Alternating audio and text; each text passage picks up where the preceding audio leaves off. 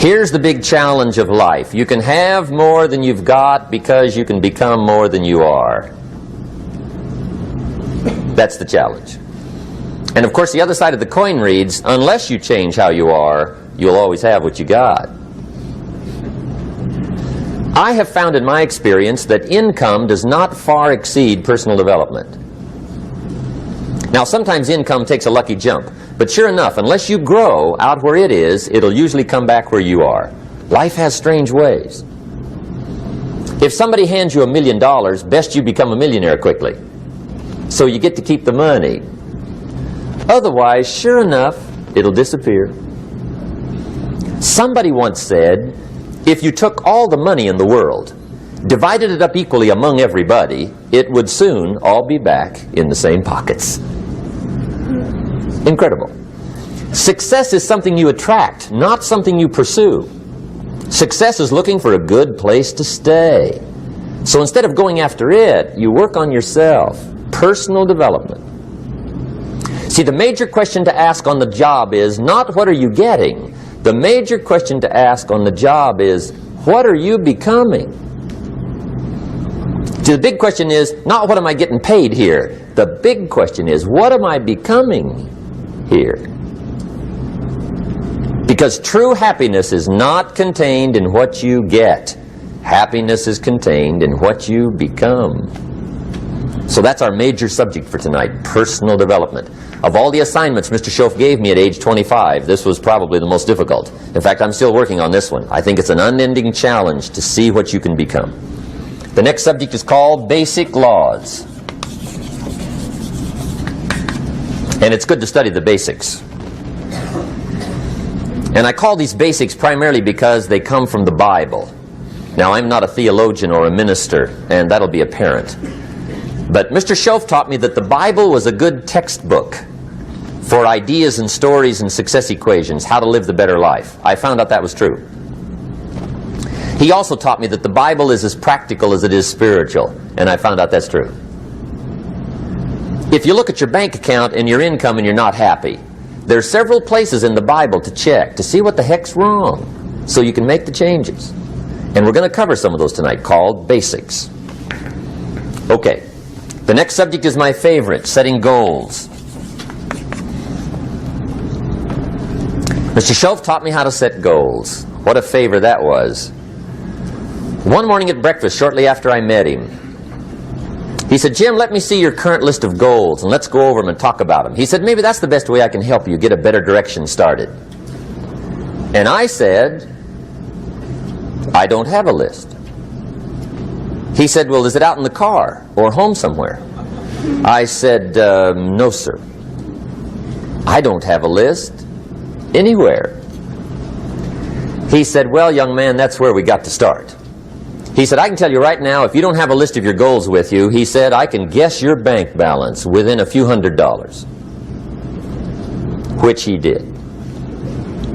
And that got my attention. I said, you mean my bank balance would change if I had a list of goals? He said, drastically. That day I became a willing student how to set goals. And sure enough, learning how to set goals changed my life. And I often wondered why no one had ever taught me how to set goals up until age 25. I went to high school, but if they offered it, I missed it. I went to college for a year, never heard it. I worked for Sears. Really. And to my knowledge, Sears never taught it. Right? How to set goals. So here I am, age 25, married, my family's starting, I've been to college, I'm working, and I still don't know how to set goals. But fortunately, when I was 25, I met the man who taught me how. And it revolutionized my whole life. Economically, socially, personally, it's incredible. So I want to share with you tonight what Mr. Schoaf shared with me, how to set goals. It can be a life changer. Okay. The next subject is the negative part of the seminar. Life is part negative, so we got to talk about the negative. And this subject is called diseases of attitude. Diseases of attitude. There's a lot of things that can wreck your chances to do well. We live in a rather dangerous world, so you got to be not only wise, you got to be careful. Now, attitude diseases are just as bad as physical diseases, right? High blood pressure, heart trouble. I mean, a lot of things lace your chances to do well. So you've got to be careful. And attitude diseases are deadly. I mean, they'll destroy all the good things you start. Okay? So we'll go through those attitude diseases, how to spot them, how to look for them, what they are, and the cure.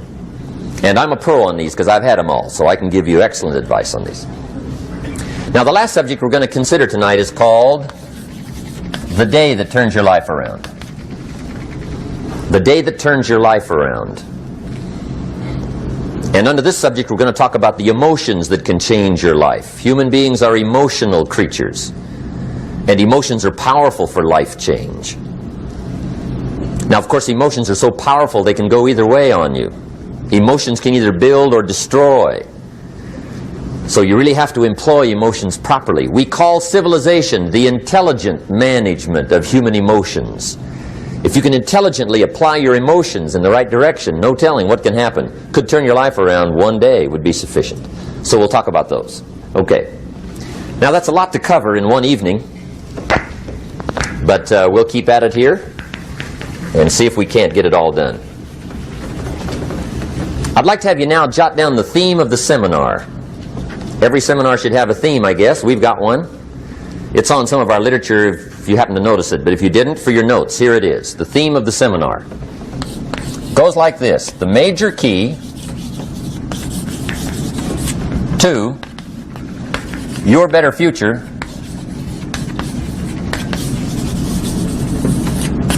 is you.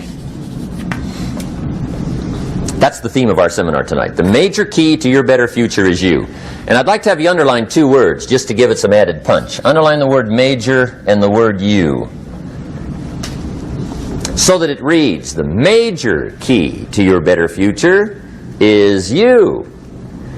Now my first suggestion is, transfer this to a card or something where you can put it up, where you can see it every day. Preferably put it up where you can see it at the beginning of the day, before you go off to put the day together. This is a good phrase just to glance at, to keep in mind as you're putting the day together. It's called the silent seminar.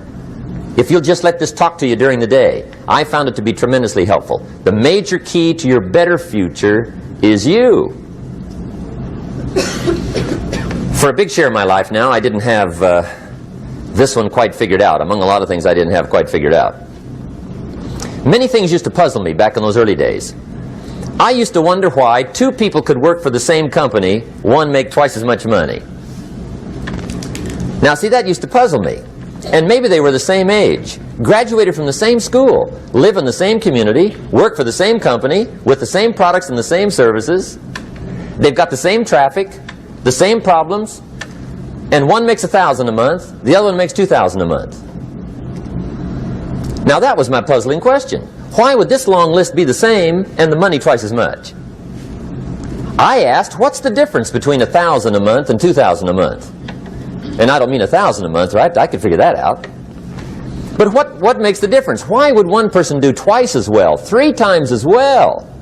Speaking economically. Now I know there's more than one way to do well. I understand that.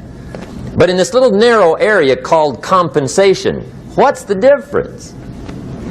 Well, back then, with my faulty thinking, I'm trying to reason it out. I thought, well, maybe time makes some of the difference, right? Some people do better because they have more time. I used to say, Harold ought to be able to do well. He's got a lot of time. If I had all of Harold's time, I could do well. Now, that's got to be dumb, right? Number one, you can't get somebody else's time. A guy says to me one time, he says, you know, if I had some extra time, I could make some extra money. I said, then forget it. There isn't any extra time. Hey, when the clock strikes 12 midnight, that about wraps it up, right? I mean, you can look around the gongs there for a little more, but it's over. You say to the guy, what are you doing? He says, I'm looking for extra time. See, they'll come and take you away, right? There isn't any more time. Now, if you can't get more time, which you can't, what could you get more of that would make a difference in economic results? And here's the key word. Make it a part of your notes. We're going to consider it tonight. The word is value. And I have a little phrase for your notes. Value makes the difference in results. Value makes the difference. You can't get more time, but you can create more value. Now here's the first lesson of economics. Everybody should learn it from the time they're old enough to understand what a dollar means. How to earn one, how to get one, how to keep one, what to do with it. First lesson of economics. We primarily get paid for value. That's lesson one. Bringing value to the marketplace, that's how you get paid. You don't get paid for the time. I know it takes time to bring value to the marketplace, but you get paid for the value, not the time. Now, since that's true, here's one of the key questions of the evening. Is it possible to become twice as valuable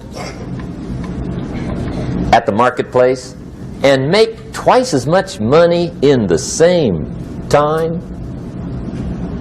Could you become 3 times as valuable? Make 3 times as much money in the same time? Is that possible? The answer is yes, if. And it's always if, right? Life is known as the big if. Harry Truman once said, life is iffy.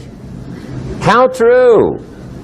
And here's the big if we're going to consider it tonight. It's possible to do much better at the marketplace if you go to work primarily on yourself. And that's the theme of our seminar tonight. Learning to work primarily on yourself.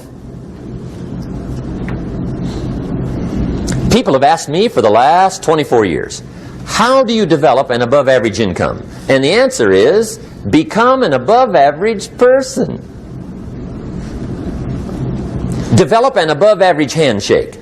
Some people want to be successful, they don't even work on their handshake. As easy as that would be to start on. They let it slide, they don't understand. Develop an above-average smile. Develop an above-average excitement. Develop an above-average interest in other people. Develop an above-average intensity to win. See, that'll change everything. Probably one of the most frustrating experiences in life is looking for an above-average job with above-average pay without becoming an above-average person. It's called frustration.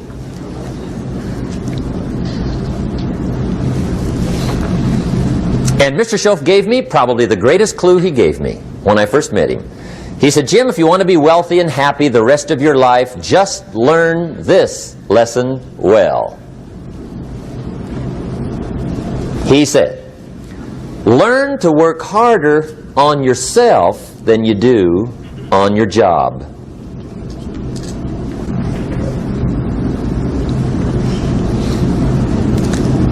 Then Mr. Schoaf gave me probably one of the most important clues among so many things he taught me, but this was in those early days. Mr. Schoaf was very kind, but he was also very abrupt. And he had these interesting questions to ask. I'm giving him a little rundown one day on how things hadn't worked out for me. He said, Mr. Rohn, I've got the answer for you if you will listen carefully. And listen carefully I did that day and for the next 5 years.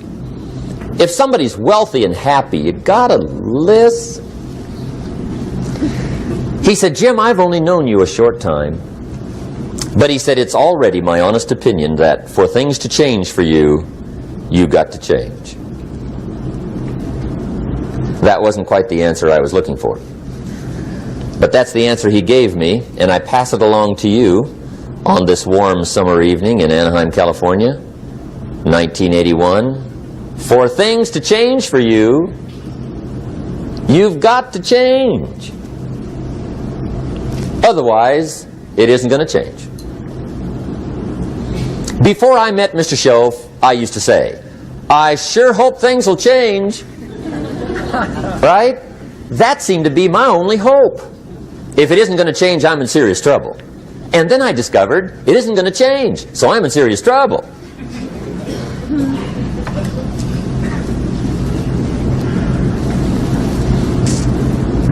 See, I can tell you what the 80s are going to be like. You have dropped into the right place. I did a seminar one time for Standard Oil executives and management in Honolulu. And we're having a conference one day on this big conference table. And one of them said to me, Mr. Rohn, you know some fairly important people halfway around the world. What do you think the 80s are going to be like? I said, gentlemen, I do know the right people. I can tell you. So they all listened very carefully. And I said, gentlemen, based on my wide experience, I can really honestly say to you, in my opinion, in the 80s, it's going to be about like it's always been. Aren't you glad you came? That's inside. I don't pass that around just everywhere. Now, of course, I said that to make a point, but I also said it because it's accurate. It's going to be about like it's always been. It isn't going to change. The tide comes in, and then what? It goes out. For 6,500 years that we know of, recorded history, and probably long before that. So it is not going to change. It gets light, and then what? It turns dark. 6,500 years. See, it's not likely to change. And we're not to be startled by that. And if the sun goes down, the guy says, what's happened, what's happened? It means he hasn't been here long, I guess, right? It always goes down about this time. The guy says, well, I don't like that arrangement. Well, you got to talk to somebody besides me, right? It gets light, then it turns dark. In rotation, the next season after fall is what? Winter. Pray tell, how often does winter follow fall? Every year regularly for the last 6,500 that we know of. See, it is not going to change. Now, some winters are long, and some are short, and some are hard, and some are easy, but they always come right after falls. It isn't going to change. Sometimes you can figure it out, sometimes there's no way to figure it out. Sometimes it goes well, sometimes it gets in a knot. Sometimes it sails along, sometimes it gets in reverse. See, that's not going to change. The last 6,000 years reads like this: opportunity mixed with difficulty. That's how it reads. It isn't going to change. The man says, well, if it isn't going to change, how will my life ever change? Answer, when you change.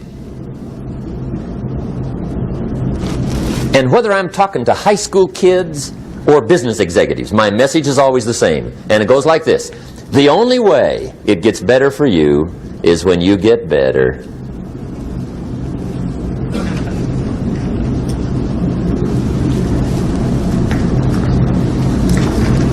Let me give you the 4 major lessons in life to learn. Here's 4 majors. It's good to study the majors. In our weekend seminar we teach, some people don't do well because they major in minor things. You've got to be on the lookout. At the end of every week, end of every month, you've got to check, make sure you're not spending major time on minor things. Okay, we go through that whole series. Majors and minors. Now, let me give you 2 phrases before we get to the 4 majors. This will set it up and you'll see where I'm going. 2 key phrases for your notes. Here's the first one. Life and business is like the changing seasons. That's the first phrase. Life and business is like the changing seasons. One of the best ways to describe life, it's like the seasons. Frank Sinatra sings, life is like the seasons. Now here's the second phrase. Very important. You cannot change the seasons, but you can change yourself. You can't change the seasons, but you can change yourself. And see, that's how life gets better for you, not by chance, but by change. Now, here's the 4 major lessons in life to learn. I've got my first book finished. Came out a couple of weeks ago. This is in it. The 4 major lessons in life to learn. Here they are. Number 1, learn how to handle the winters. That's lesson 1. They come right after falls with regularity. Some are long and some are short and some are hard and some are easy, but they keep coming. You must learn to handle the nights. They come right after days. You must learn to handle difficulty. It comes right after opportunity. You must learn to handle recessions. They always follow progressions. For the last 6,000. See, it isn't going to change. The lesson you must learn is how to handle it. And there's all kinds of winters, right? The winter when you can't figure it out. The winter when it all goes smash. The winter when it turns belly up. The winter when it won't work, when you've run out of money and you've got a broken heart. See, those are winter times. There's all kinds. Economic winters, social winters, personal winters. When your heart is smashed in 1,000 pieces and the nights are unusually long, your prayers seem to go no higher than your head. It's wintertime. Barbra Streisand sings, "It used to be so natural to talk about forever, but used to be's don't count anymore. They just lay on the floor till we sweep them away. You don't sing me love songs, and you don't say you need me, and you don't bring me flowers anymore." A song of winter. But see, the disappointments come. Those are normal. That's part of life. But the question is, how do you handle it? How do you handle the coming winters and the disappointments and the down times? Well, you can't get rid of January by tearing it off the calendar. But here's what you can do. You can get stronger, you can get wiser, and you can get better. The winters won't change, but you can. And that's how life changes for you. See, before I understood, when it was winter, I used to wish it was summer. I didn't understand. When it was hard, I used to wish it was easy. I didn't know. And then Mr. Schoaf gave me a part of his very unique philosophy when he said, "Don't wish it was easier, wish you were better." See, that triggered my whole life change. Don't wish for less problems. Wish for more skills. Don't wish for less challenge. Wish for more wisdom. That's the key. So that's lesson 1. Learn how to handle the winters. Here's lesson 2. Learn how to take advantage of the spring. That's the second one. Spring is called opportunity. And spring follows winter. What a great place for it. If you were going to put it somewhere, that'd be the place to put it, right after winter. And pray tell, how often does spring follow winter? Every year with regularity, 6,000. You can almost count on it. See, opportunity always comes. Days follow nights. Isn't that terrific? Opportunity follows difficulty. But here's what you must learn to do. Underline these 2 words in that key phrase. Take advantage. Underline those 2. You must learn to take advantage of the spring. See, just because spring rolls around is no sign you're going to look good come fall. You got to do something with it. In fact, you have to get good at one of 2 things in life. Planting in the spring or begging in the fall. Or get somebody to do it for you. See, those are about the only alternatives. Now here's what else you must do. Take advantage of the springs quickly, because there's only a few. Just a handful of springs have been handed to each of us. They don't come forever. Life is fairly brief. So you got to read every book you can get your hands on what to do with your springs while they're here. And take advantage, they soon run out. The Beatles wrote, "Life is so short." And for John Lennon, it was extra short. But life is brief. Elton John sings, "She lived her life like a candle in the wind." It's brief. So whatever you're going to do with your life, you got to get at it. Don't just let the springs pass. Here's the third major lesson in life to learn. Learn how to protect your crops all summer. You got to take care of what you start. Sure enough, as soon as you've planted your garden in the spring, the busy bugs and the noxious weeds are out to take it. And here's the next bit of truth. They will take it unless you prevent it. And that's the third major skill to learn. You've got to learn to prevent the intruder from taking all the good you start. It's one of the challenges. Here's two key phrases under number 3. First one, all good will be attacked on this planet. Maybe not the next one we get to, but on this one, all good will be attacked. Every garden will be invaded. Not to think so is naive. And here's the second phrase. All values must be defended. Political values, social values, community values, family values, marriage values, friendship values, business values. Every garden must be tended all summer. Third major lesson. Now here's number 4. Fourth major lesson in life to learn. Learn how to reap in the fall without complaint. Learn to reap come harvest time without complaint. Take full responsibility for what happens to you. It's one of the highest forms of human maturity, accepting full responsibility. It's the day you know you've passed from childhood to adulthood, the day you accept full responsibility. And another note, learn to reap in the fall without apology. Without apology if you do well, and without complaint if you don't. That's maturity. I used to have that long list of reasons why I wasn't doing well. To explain. You got to explain, right? Otherwise you're going to look bad. I used to have this funny list called Reasons for Not Looking Good.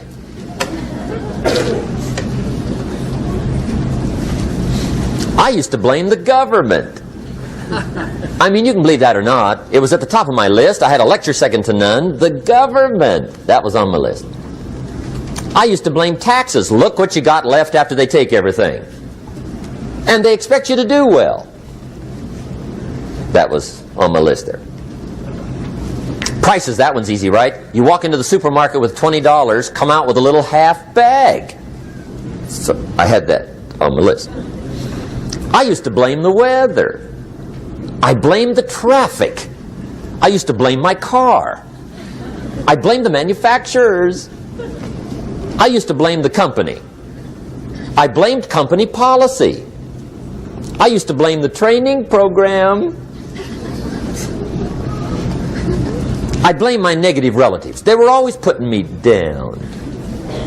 I blame my cynical neighbors. They're just selfish, looking out for themselves. Won't loan you money? They were on my list.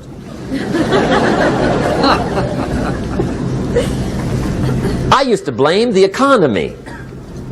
I blamed the community. That's a pretty good list for not doing well, isn't it? I thought it was good. I'll never forget one day, Mr. Schoaf was very kind, but he was also very blunt. And this was no exception. And I'm glad he was blunt. There's a lot of things I'd have missed if he hadn't have been blunt. One day, with sort of a curious look on his face, he said, Jim, just out of curiosity, tell me, how come you haven't done well up until now? Excellent question. I thought, well, so I won't look too bad, I'll go through my list. And this list I just gave you, I put that on him. And he was very patient. He let me go through the whole thing, the government, the weather. I went through this whole thing. When I finished, he looked my list over very carefully. He said, Mr. Rohn, big problem with your list. You ain't on it. How brilliant.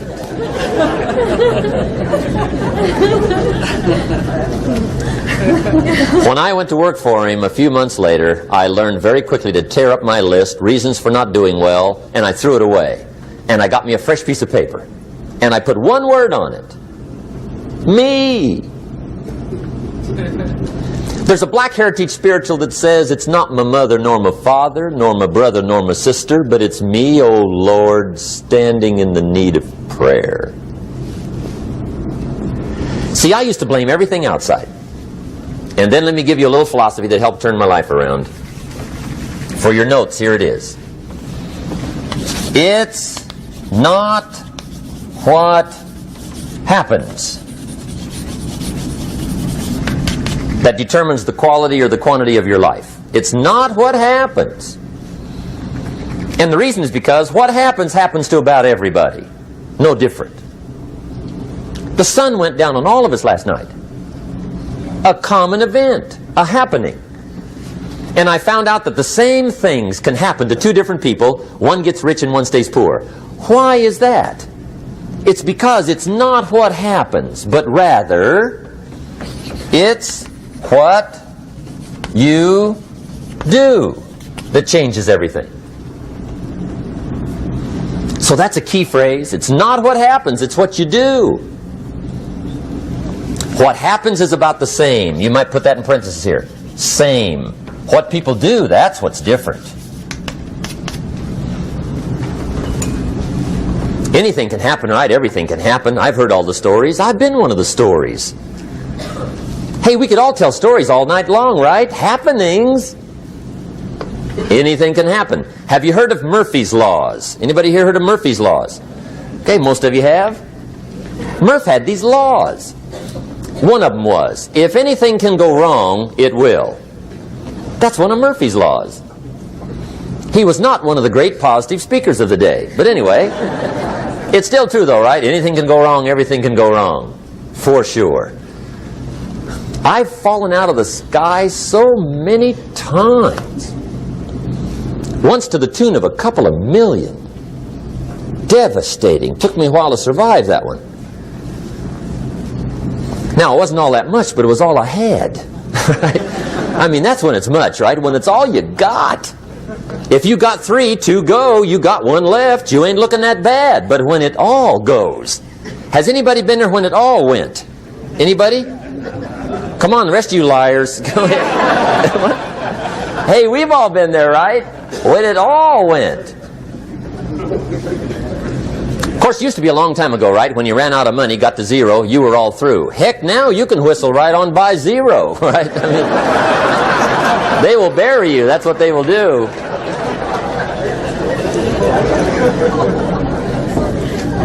But see, those are the happenings, right? Everything can happen. Anything can happen. But it's not the happenings. It's what you do about it. Somebody says, yeah, but you don't understand the disappointments I've had. Come on. Everybody's had their share. Disappointments are not special gifts reserved for the poor. Everybody has them. The difference is what you do about them. It's not the weather. I used to blame the weather, and I discovered it rains on the rich. So see, that won't help. 2 men wake up one morning, there's a rainstorm on. One of them looks out his window, sees the rainstorm, and he says, wow, what a storm. With weather like this, they can't expect you to go out and make sales. He stays home. Same morning, the other guy looks out his window, sees the same storm, says, wow, what a storm. But he says, you know what, with weather like this, what a great day to go out and make sales. Most everybody will probably be home. Especially the salesman.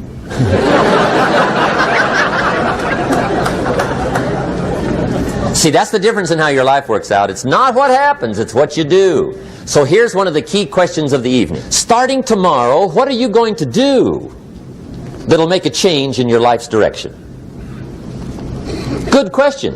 What are you going to do starting tomorrow that'll make a difference? Now see, if you don't do something starting tomorrow that'll make a difference, guess what? It's gonna be the same. And see, that way you can guess what the next 5 years are going to be like. Look at the last 5. Because the next 5 are going to be like the last 5 unless you, major key, tomorrow, change it all. Or change a little, or change something, or don't change. It's choice time. You can do whatever you want. But it's nice to know any day you wish you can change your whole life. What can you do starting tomorrow that'll make a difference? Good question. What can you do with economic chaos, massive disappointment? What can you do with a broken heart? What can you do when it won't work? Good question. So if I had a word with you tonight, one-on-one, Just you and me. I think my personal advice to you would be, this year, 1981, reach down inside of you and come up with some more of those remarkable human gifts. They're there, waiting to be utilized. And then change anything for you you want to change. And I challenge you to do that because you can change. If you don't like how it is for you, change it. If it doesn't suit you, change it. If it doesn't please you, change it. If it isn't enough, change it. And I challenge you to do that because you can change. See, you don't ever have to be the same again after tonight, only by choice. If you don't like your present address, change it. You're not a tree.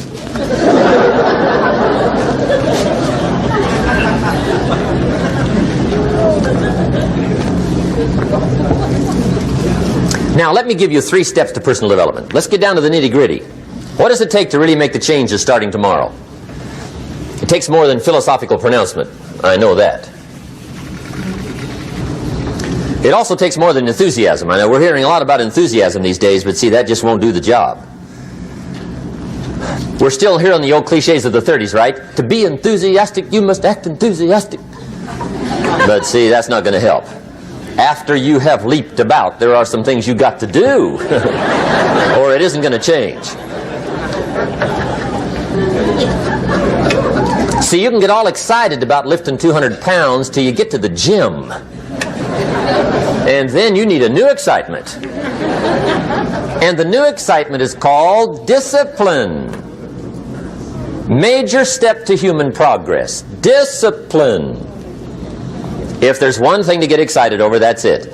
Get excited over your ability to make yourself do the necessary things. What could you make yourself do starting tomorrow that would change it all? No! Tell him. Now, see, that's exciting. On any given day, you can massively change the direction of your life. Murder is a clear example that any one person on any given day can forever alter the course of their life. It just happens to be a negative act. But just as sure as you can commit a negative act, you can also commit a positive act and forever alter your life. Whenever you wish. Now that's exciting. And whatever that act might be that changes your life. The guy finally takes a shotgun to his car and blows out every window, destroys every tire, puts 100 rounds in this shabby old thing. And he says, I have driven this embarrassing thing for the last time. And not only will I never drive it again, nobody else will ever drive it again. And he lets that shuddering thing stand there for a while as a monument to the day he said, today my life changes. Now who can do that? Anybody. When can you do it? Whatever day you pick.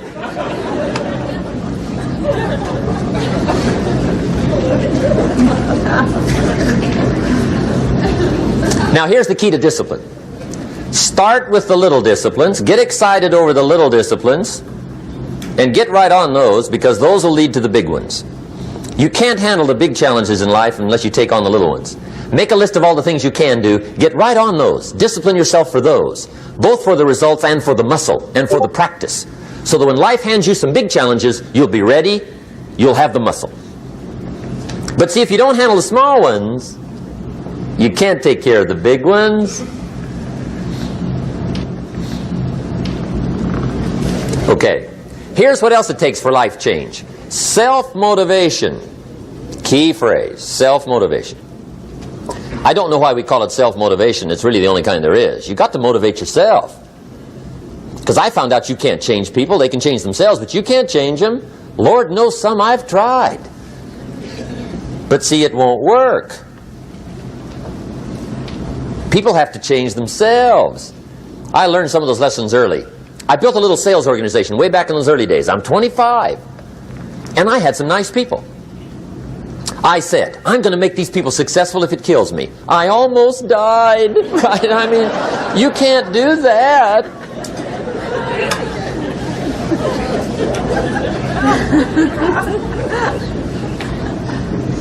See, I've discovered this. Good people are not trained, they're found.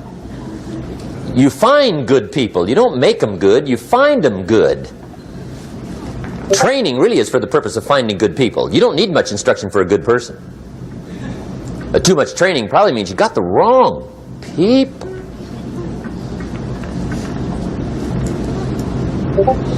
So you got to find the right people. That's the key to getting a good job done.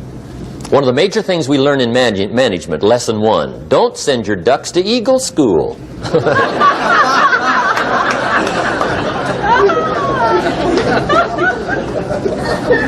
Because it won't help. I mean, I'm telling you, it won't help no matter how good your school is. And the little eagle badge and little eagle hat, I'm telling you, it won't help. It won't help. You can tell whether your school's done any good, right, is when it's over, right? The duck goes for his first rabbit and makes him a friend. You say, no, no, no. Anyway, so it takes self-motivation to really alter your life. And you don't want to give self-motivation away to somebody else and make it somebody else motivating you. The guy says, boy, if somebody just come by and turn me on. What if they don't show up? Right? See, you got to have a better plan for your life. Okay. Now, if you're excited and you're ready to change, let me give you 3 steps to start life change that can change your life, your personality, your lifestyle, everything can change. Here's the steps. Number 1, find out how things work. The first key to doing better is find out. To change your life, really, you need ideas. There isn't anything an idea can't change. And Schoaf taught me the major problem is lack of an idea, not a problem. At first I didn't have any money. I said to Mr. Schoaf, I don't have any money. He said, that's not a problem. Now see, up until then I always thought it was. Right? I was confused. He said, no, no, the problem is lack of an idea on how to create money and wealth. It isn't lack of money, it's lack of ideas. So if you get the ideas, see, you can change anything. Now to get ideas, you need a constant study of finding out. Now, Schoaf also said, when you find out something that works, put the information in your journal. Don't use your head for a filing cabinet. Put it in your journal so that you can do the next best thing. Repetition, repetition, repetition. Go over it. And if you repeat it, go over it, sure enough, someday, some mysterious day, the idea takes root, starts to grow, and shows up in your bank account, and your dress, and your personality, and your lifestyle. But capture the ideas in your journal. Find out how things work. Schoaf gave me this word for my life change. He said, study. Great word. If you wish to be successful, study success. If you wish to be happy, study happiness. If you wish to be wealthy, study wealth. Don't leave it to chance. Make it a study. Some people just go through the day with their fingers crossed. See, that won't do it. You've got to study the things that can change your economic, social, spiritual, personal life. Now, here's a qualifying phrase. And we'll have several of these qualifying phrases throughout the seminar. Here's the first one. You may not be able to do all you find out. I understand that. You may not be able to do all you find out, but you should find out all you can do. See, you don't want to wind up at the end of your life and discover that you've lived only 1/10 of it. And the other 9/10 went down the drain. Not for lack of opportunity, for lack of information. So that's number 1, find out how things work. Now here's the best human virtue for finding out. Curiosity. Make a note of that. Curiosity. Be curious. You might add a word to it that'll help. Childish curiosity.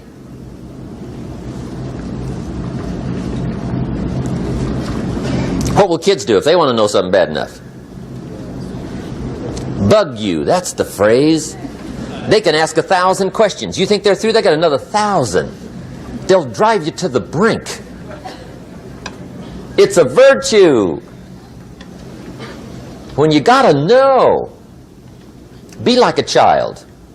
In fact, Jesus, the master teacher, said, unless you can become like little children, you might as well forget it. You don't have a prayer. Excellent advice. You got to be like children. 4 ways, in my opinion, to be like a child. Number 1 is curiosity. Number 2 is excitement. Get excited like a child over your ability to make yourself do anything for change. 3rd is faith. Have faith like a child. Adults are too skeptical. And 4th is trust. Trust is a childish virtue, but the rewards are incredible. So be like a child. Now, if you're curious, let me give you 3 ways to find out how to change anything. Any life direction, any dimension. Here's 3 ways to find out how to change anything. Number 1 is to read. Become a good reader. All of the successful people I know and work with around the world, they're all good readers. Curiosity drives them to read. They got to know. They just read.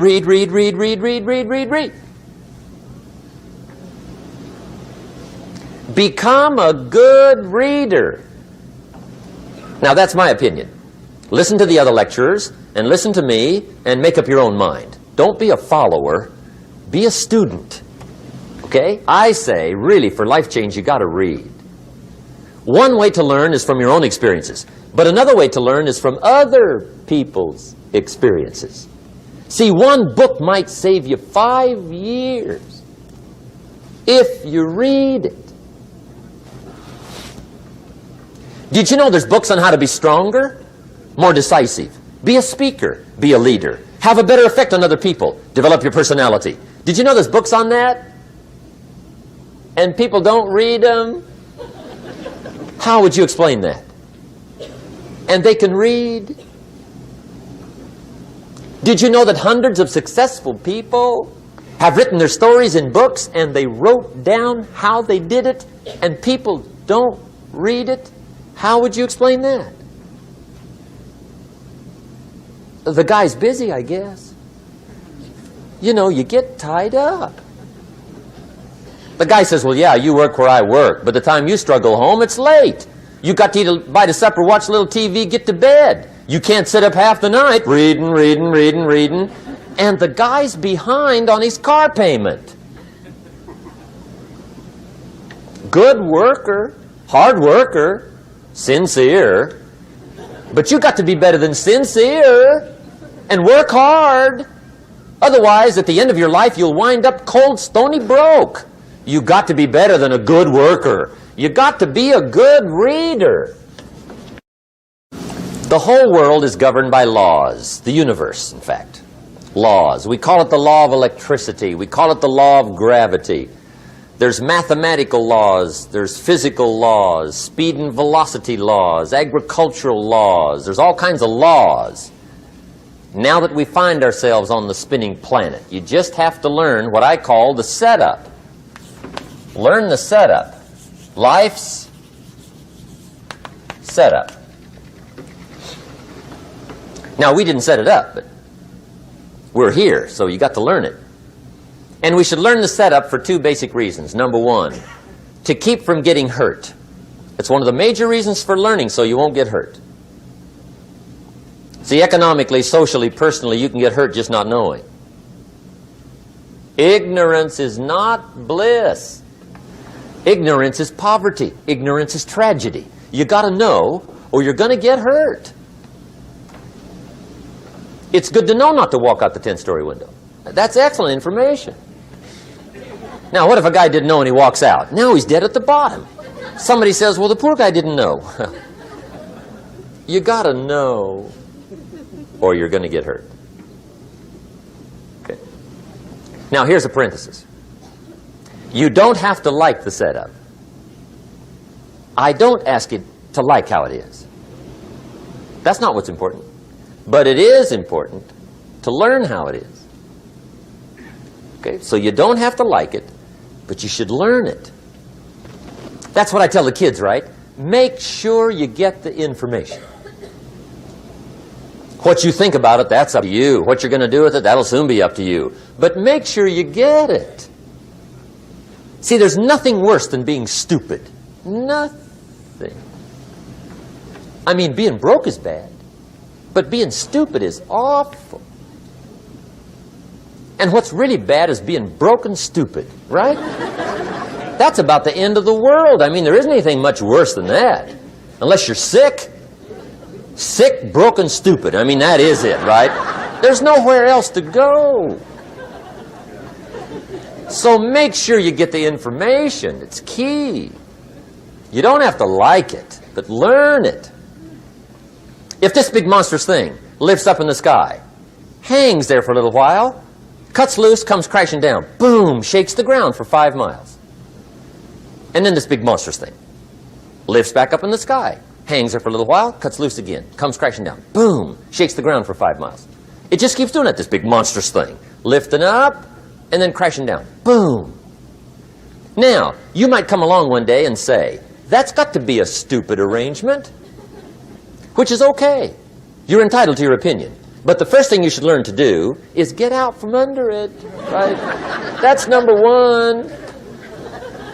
You might have a great moral argument. You might want to shake your finger at the sky, but do it from over there, right, so you don't get smashed. It's called your basic smart. So number one, learn so you won't get hurt. Whether you like it or not, learn. Now here's the second reason for learning, the setup, to benefit. It's called the plus of life. And that's what life is, right? Both minus and plus. The minus is tragedy, heartache, misery, failure, unhappiness. But life is also happiness, prosperity, good feelings. So here's the key. Learn to get on the good side of the way things work.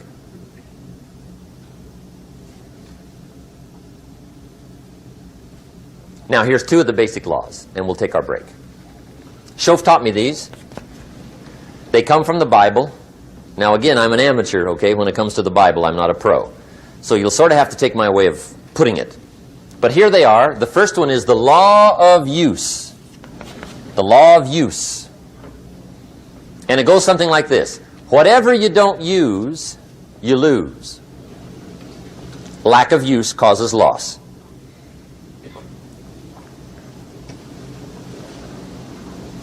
On this planet, maybe not the next one, but on this one, if you tie your arm to your body, leave it there long enough, you'll never use it again. It's over for the arm. Now, it may not be over, but it's over for the arm. The only way to keep the use of this arm is what? Keep using it. If you quit, you lose automatically. They don't bring it up for a vote. You lose automatically when you quit. Now, the same thing that goes for your arm goes for your brain, mentality. The same thing goes for all the human virtues. Ambition, unused, declines. Strong feelings, unused, diminish. It doesn't grow, it diminishes. Faith, unused, decreases. It's a law. Vitality unused diminishes. Energy unused decreases.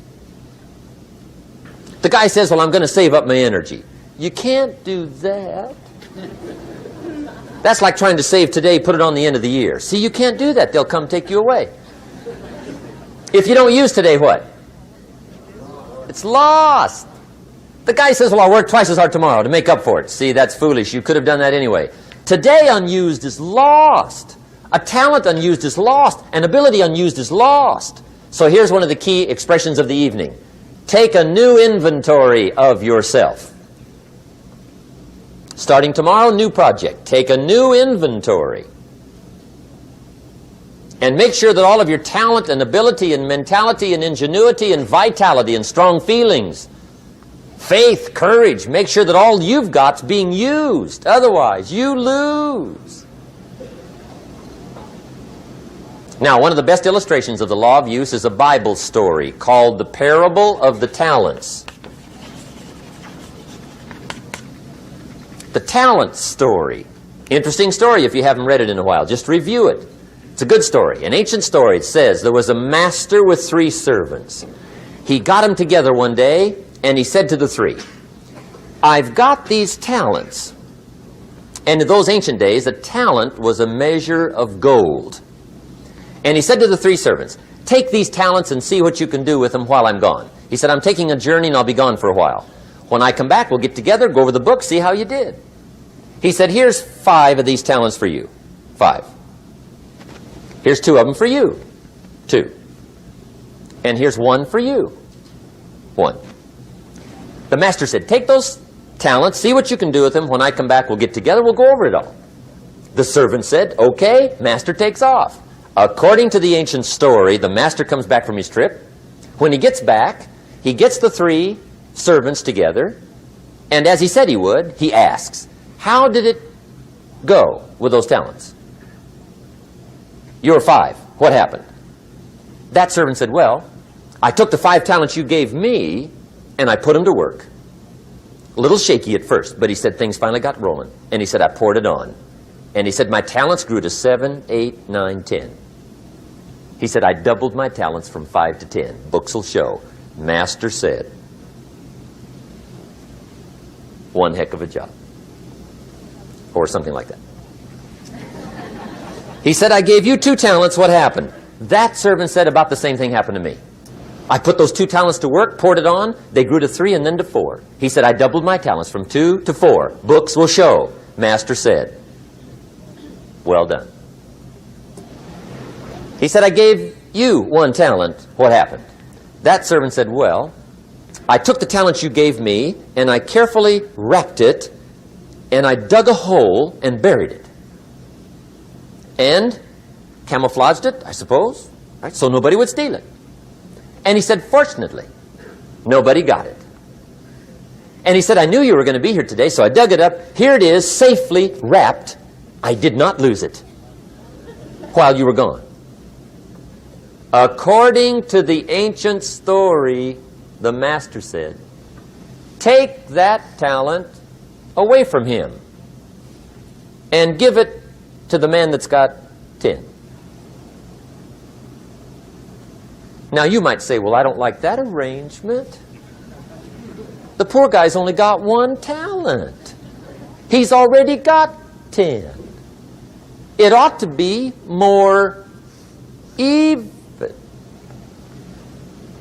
Remember, I didn't ask you to like it. But this one I would ask you to learn, because it simply means whatever you do not employ, you forfeit. It's a law. So learn well the law of use. Now here's the second one, and we're going to take our break. Second law from the Bible. This one we've heard since we were small, I'm sure. It's called the law of sowing and reaping. In fact, we probably heard it so often we could quote it. It says, whatever you sow, what? You shall reap. Fairly blunt, hopefully clear. Here's my first suggestion on the law of sowing and reaping. Don't try to beat it. You might as well try sitting on the sun in the morning. Keep it from coming up. You'll have better luck. Whatever you sow, you reap. Now, for a fair share of my life, I'm a bit mixed up on how all this applies. Among a lot of things I was mixed up on. I knew I wasn't reaping too good. That I understood. My problem was I was confused about what was causing it. Remember me with the funny list? I thought those are the reasons why it isn't working out well. And then Mr. Schoaf gave me the clue that helped me figure it all out. He said, Mr. Rohn, I have another answer for you. There's another way to quote this law that'll show you where the problem is so you can go to work on it right away. All you need to know is where the problem is. Then you can go to work on it. So he quoted me the law another way, and I found out what my problem was. Here's the way you quote the law. Whatever you reap is what you've sown.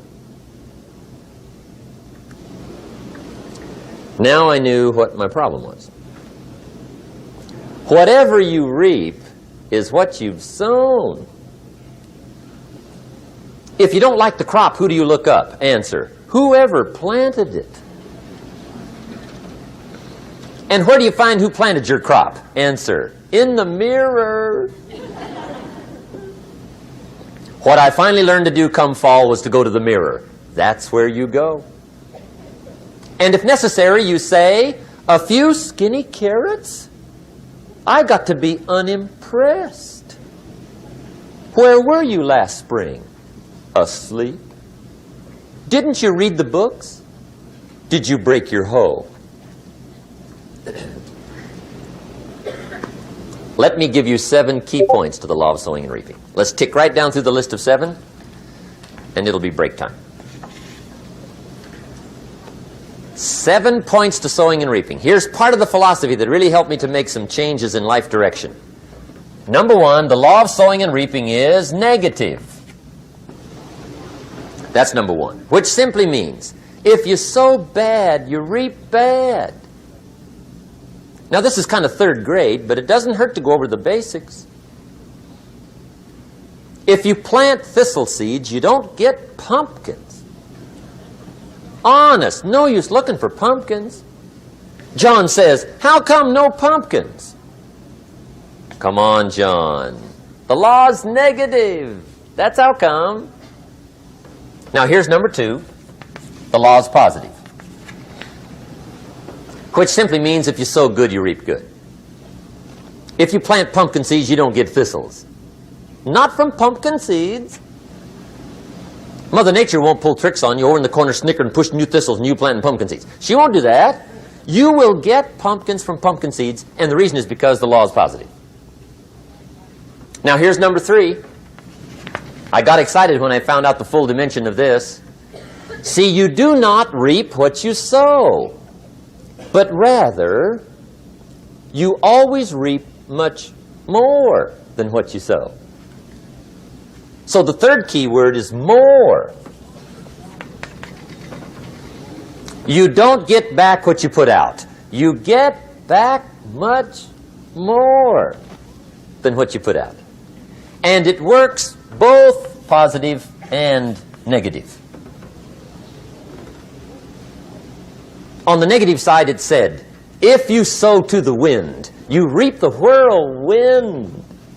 So you've got to get ready for that, or you will be naive. See, anybody can, whether you will or not. See, that's the question. And here's a good question to ask. We are all buying somebody's plan. The question is, whose?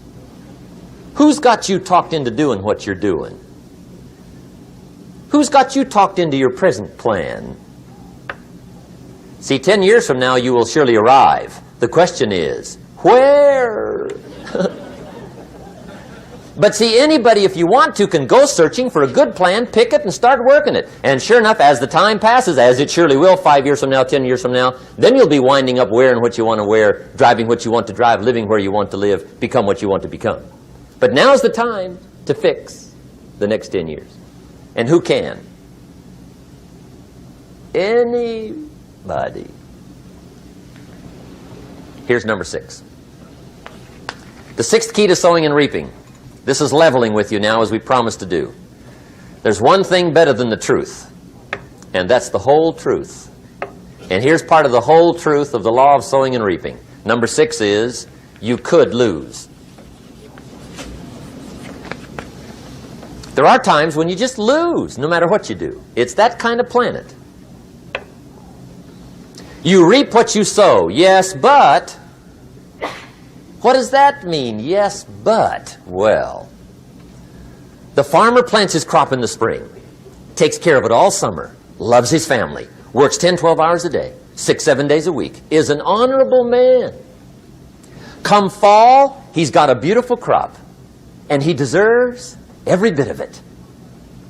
But the day before he sends the combines into the field, a hailstorm comes along and beats it all in the ground, which means you lose.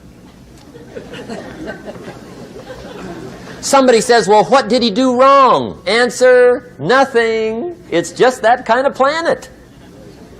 Sometimes it's going to hail on your crop and rain on your parade, so you got to get ready for that or you will be naive. That's just part of the life arrangement. And don't press me why. I was not in on some of the original decisions here, so I don't know how it got set up. But there's just times, sometimes you lose. That's part of life. But now here's number 7. The 7th key to sowing and reaping. And it goes like this. It's just another way to quote the same law. And it goes like this. If you don't sow, that's just another way to quote the law. If you don't sow, what? You don't reap. You don't even have a chance. So if you looked at your game plan tomorrow, you might come to the quick conclusion, I got to get some sowing going. How true. Get you some sowing going. And remember, you've got plenty of time. You've got all the time there is. Some people spend enough TV time to make a fortune. The latest article on television watching in this country, according to the latest article, the average television is on in this country in every household 7 hours a day, called the Big 7. I asked a guy one time what his TV cost. He said about $450. I said, you forgot to look at the price tag. He said, what do you mean? I knew he was a TV watcher. I said, that television costs you, in my opinion, at least $12,000 a year. To watch it, not to own it. Owning it's cheap. Watching it is what's expensive. And I said, hey, $12,000 a year is too much to pay to watch TV. That's too much. Pay a little, but not $12,000. And he's the guy that said, I hope pay TV never comes.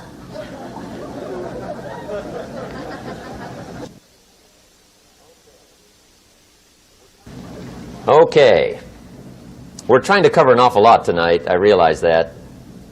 But my time schedule is such that we just have to sort of give it all to you and let you sort the rest out. I wish we had plenty of time for questions and answers and that whole thing, but our time is just limited. But we are trying to go through an awful lot, I realize that.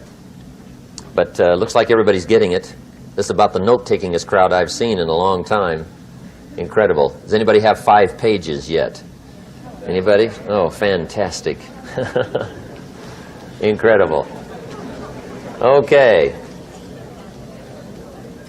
Maybe you heard the story about the preacher down in Texas, southern part of the country. He was an evangelist back in the horse and buggy days. And he was very good at being an evangelist, and a lot of people used to come and hear him preach. And one day he put up his tent in one of these Texas towns and expected a big crowd as usual, come hear him preach. And he got there, first night of the tent revival, walked in. 7:30, time to start. And to his surprise, the tent was empty. He thought, well, something must be drastically wrong. So he waited till 7:45, nobody showed up. 8 o'clock, zip. Finally, 8:15. One lone cowboy wandered up on his horse, tied his horse up outside, came in, sat down on the front bench, right, waiting for something to happen. The preacher thought, well, at least I better go down and talk to the cowboy. So he walks down, talks to the cowboy, and he says, cowboy, I'm the preacher. And he said, I don't know what to tell you. Something's gone wrong. He said, this tent was supposed to be full of people. He said, I'm embarrassed. He said, you're the only one that showed up. And he said, I really don't know what to do. And the cowboy said, well, I'm not a preacher, so I really can't tell you what to do. You know, he said, I'm just a cowboy. But he said, I know this, if I went out to feed my cattle and only one showed up, I'd at least feed it. The preacher thought, hey, the cowboy is right. If you've got a good idea to share, you should share it, if there's 1 or 1,000. So he got kind of inspired by this conversation, and he jumped up on the platform and started to preach, as if the tent was full of people. It just exploded. And he went for an hour and 15 minutes, just kept rolling. Finally, he quit. And when he finished, he came down off the platform and talked to the cowboy again. Says, well, cowboy, what did you think of my sermon? And the cowboy said, well, I'm not a preacher, so I really can't tell. You know, he said, I'm just a cowboy. But he said, I know this. If I went out to feed my cattle and only one showed up, I'd feed it, but I wouldn't dump the whole load on it.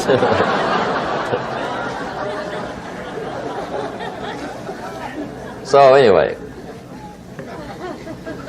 if it seems like we're dumping the whole load tonight, I guess we are. But gosh, everybody's doing well. I'm having a good time. I appreciate the response here tonight. Okay, the next subject is setting goals. Let me show you what turned my life every way but loose. Mr. Schoaf dropped this idea on me, changed me completely. Setting goals. Here's what can easily happen if you don't set goals. It's easy to let life deteriorate into making a living instead of designing a life. And we all have a choice. Make a living or design a life. It's easy to get trapped by economic necessity and settle for existence rather than substance. That's easy. But the best advice I can give you on how to break out of that trap is to learn how to set goals. Mr. Schoaf put it to me this way. He said, Jim, if you had enough reasons, you could do the most incredible things. I never forgot how he put that. If you have enough reasons. See, reasons will change your whole life. Mr. Schoaf said to me, he said, Mr. Rohn, I think you've got plenty of intelligence, you've got plenty of talent, you've got plenty of ability. Probably what you lack is plenty of reasons. He said, I don't think your current bank balance is a true indication of your level of intelligence. I was happy to hear that. He said, I think you're much smarter than your present bank balance indicates. And that turned out to be true. I was much smarter. But of course my first question was, well then why isn't it bigger? And he said, you don't have enough reasons. You've got enough intelligence, but not enough reasons. So see, reasons can change your life. Here's what else I found out. Reasons come first, answers come second. You don't get the answers to do well till you get the reasons. Life has a mysterious way of hanging on to all the answers and only gives them up to the people that are inspired by reasons. So reasons make the difference in how your life works out. Now, what are some of the reasons for doing well? Let's go through a quick list called Reasons for Doing Well. First is personal reasons. Some people do well for recognition. Some people do well for respect. Some people do well for the way it makes them feel. They love the feeling of being a winner. Those are good reasons. I have some millionaire friends that keep working 10, 12 hours a day, making more millions. And it's not because they need the money. It's because they need the joy and the satisfaction and the pleasure that comes from being a constant winner. And see, it's not just the money anyway. It's the journey, not the money. Once in a while somebody says to me, boy, if I had $1 million, I'd never work another day in my life. That's probably why the good Lord sees to it they don't get their million, right? They'd quit. They'd quit. Okay. Next is family reasons. Some people do extremely well for other people, and that's powerful.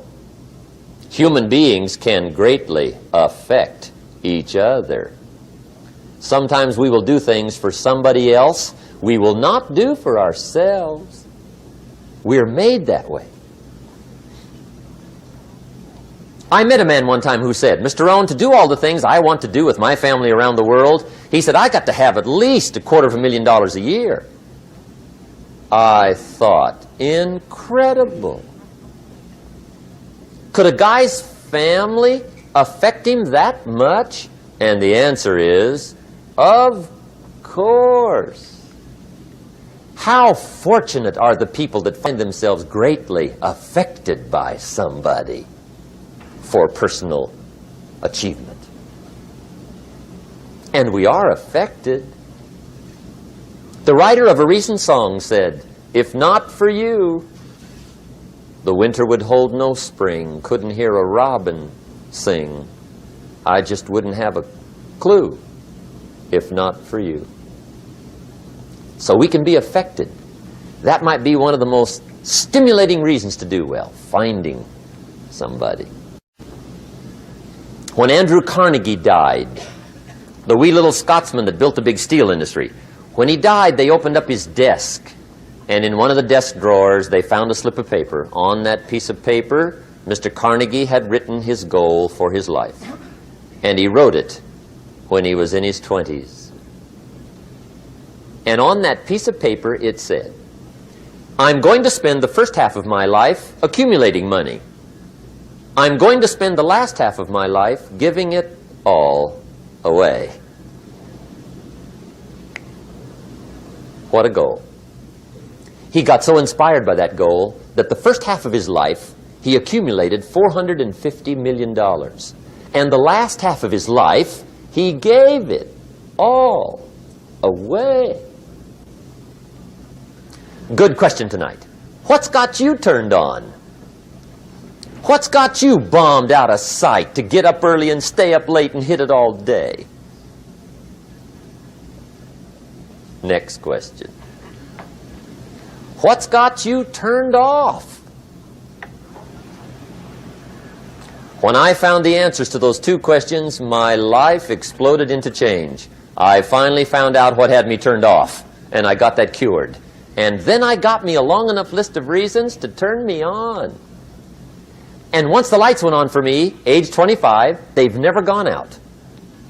I've fallen out of the sky a few times, but I've never lost that drive to make something unique out of my life. See, reasons altered my whole life.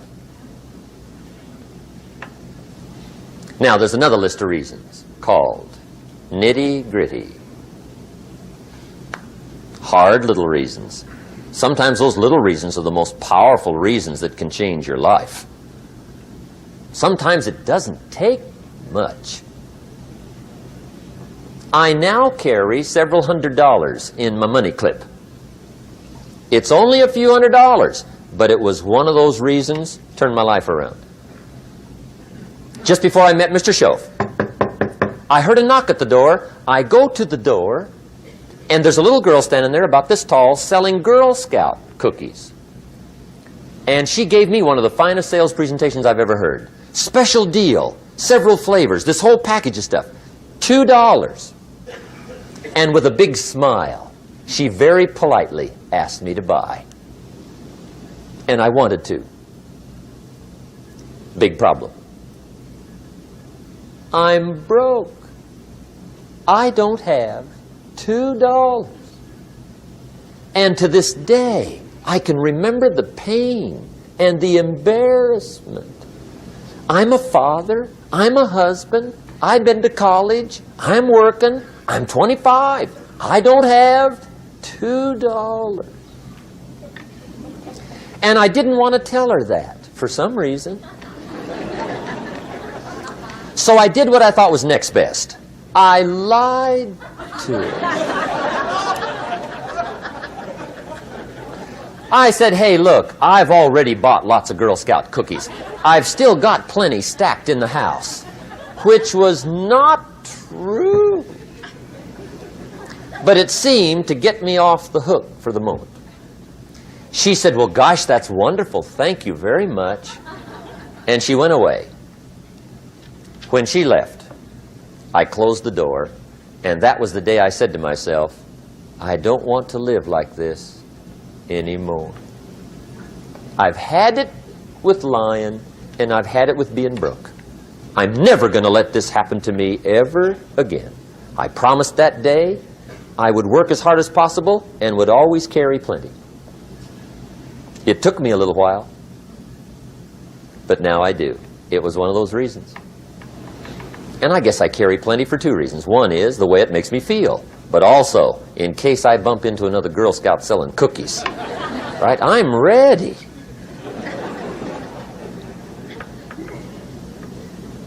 I walked out of the Bank of America one time up in Saratoga, California, where I used to live. Two little girls selling candy right outside the bank. Good place. Like some girls' organization they're working for, right? I come walking out of the bank. This first little girl walks up to me. She said, "Mister, would you like to buy some candy?" I said, "I probably would. What kind is it?" She said, "It's almond roca." I said, "My gosh, that's my favorite." She said, "Wonderful." I said, "How much is it?" She said, "It's just $2. I thought, incredible. I said, "How many boxes of that candy have you got?" She said, 5. And her little friend was standing there. She was selling candy too. I said, "How many boxes have you got?" She said, "I've got 4. I said, "That's 9. I'll take them all." They said, "Really?" I said, "Yeah, it's my favorite. I've got some friends. I'll pass them around." They got so excited, put all this candy together. I reached in my pocket and gave them the $18. When I've got the candy and they've got the money, that first little girl looks up at me. She says, "Mister, you are really something." How about that? Can you imagine only spending $18 and have somebody look at you in the face and say, "You are really something"? Now you know why I carry heavy, right? I'm not going to miss anymore. It was just one of those reasons. Helped to change my life. One of my nitty-gritty reasons was budget finance. Budget finance used to grind my soul. Way back in those early days, I had fallen for one of those consolidation loans, where you take all your little hard-to-pay bills, put them into one big impossible-to-pay bill, right?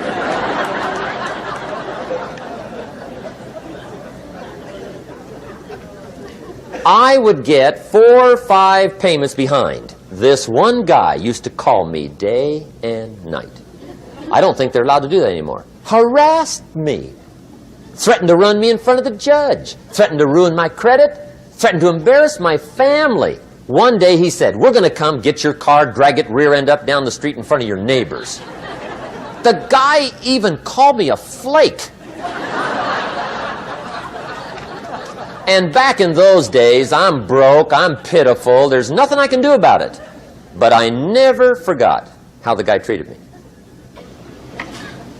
And when I met Mr. Schoaf and I got my life straightened out and the money started to flow, that was one of my first projects, budget finance. I poured it on day and night. I finally put all the money together I owed him, which was considerable. I picked a day for the payoff. And when the payoff day came, I put the money in small bills in a big briefcase. And I walked into the budget finance office on Wilshire Boulevard in Los Angeles. The guy who harassed me so often, his desk was about 3 back. I walked right up to his desk, startled him. He wondered what I was doing there.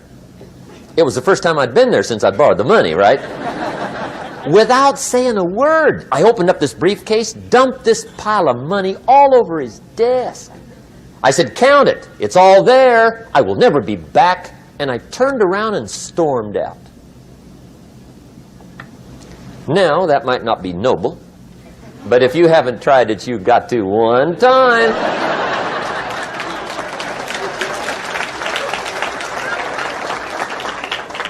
It can be the day that turns your life around. All you need is a reason that turns you on.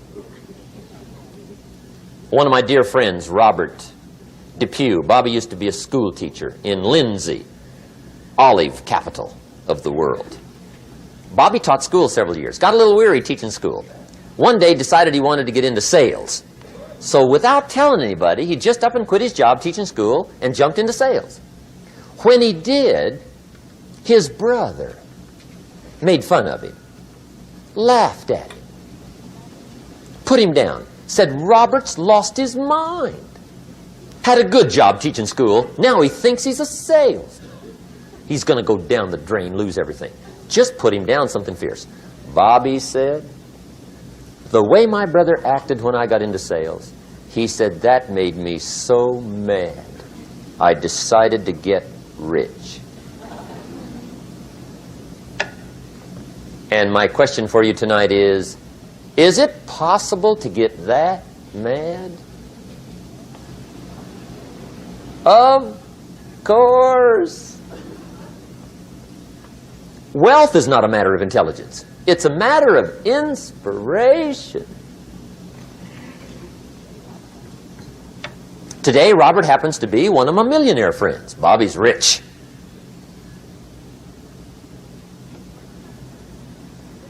Frank Sinatra said one time, the best revenge is massive success.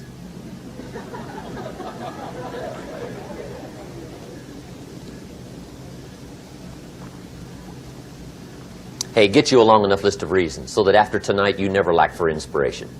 You might not have all the answers right away, but you can get the answers if you can get the reasons. Now, let me give you a little simple formula for goal setting. Okay? We take 2.5 hours on the weekend for the whole 10-year plan. We don't have time for that tonight. But let me get you started with a little simple formula Mr. Schoaf gave me.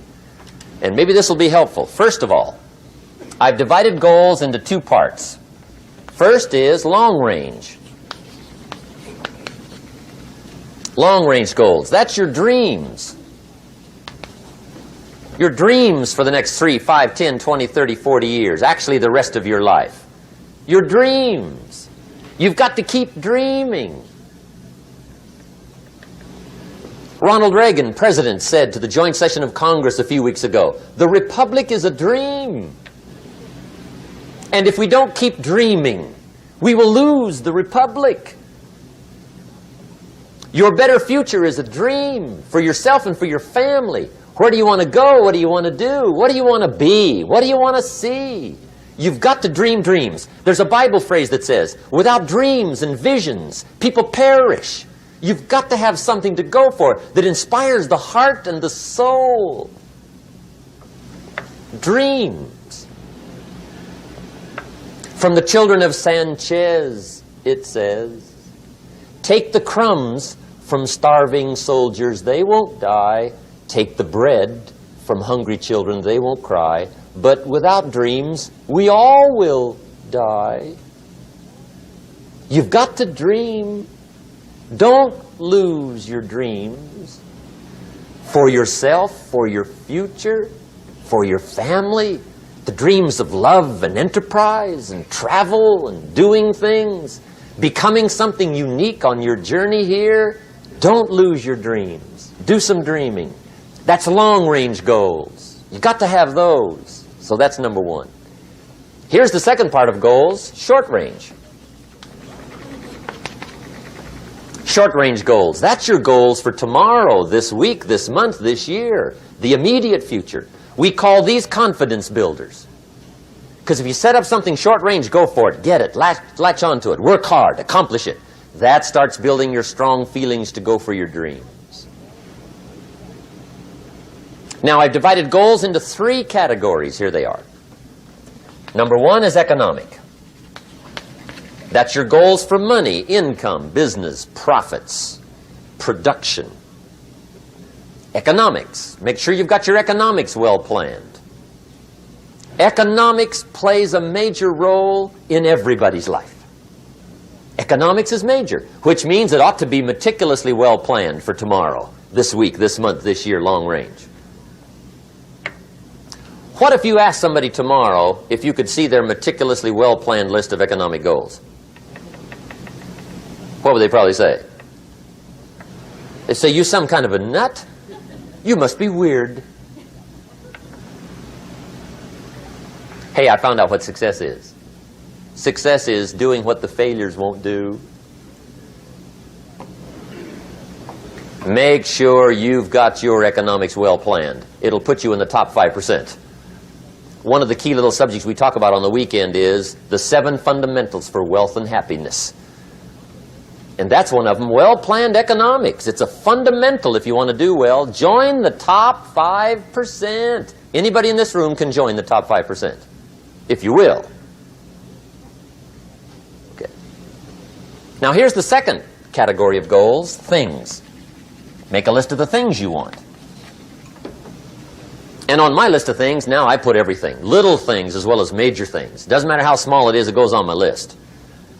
I used to just put major things, cars, homes. I don't do that anymore. I now load my list with everything. Everything. And the reason is, part of the fun of having a list is checking it off. That's it. Boy, at the end of the day, if you can go, got it, got it, got it, got it, got it, got it, whatever it is, right? You get into the habit. So load up your list, the things you want. Now, when you check off something major, celebrate. That's an important point to make. Celebrate your achievements. Live it up. Have a party when you reach something you've worked for a while. See, we all grow from two experiences. One is called the pain of losing. The other one is called the joy of winning. We need both of them. Amplify them as much as you can, which also means make losing painful. If you set up something, fooled around, didn't get it, put it on yourself. On the other side, if you did get it, congratulate yourself. Self-congratulations is a sign of maturity. Seeking congratulations is a sign of immaturity.